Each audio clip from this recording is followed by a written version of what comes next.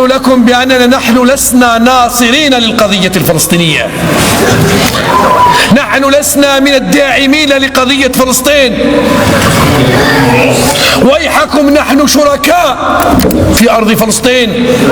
وهل أهل فلسطين يملكون ما نملك نحن أهل الجزائر في فلسطين؟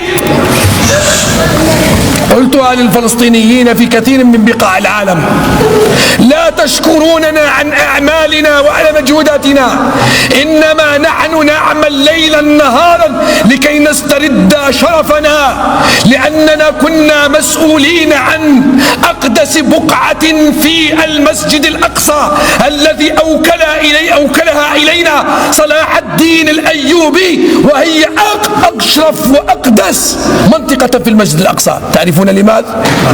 لأن فيها الحائط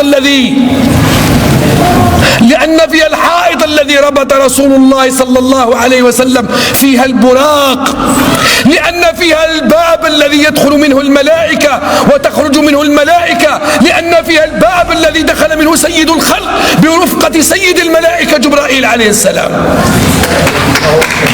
ويحكم يا أهل الجزائر، مسؤوليتكم كبيرة.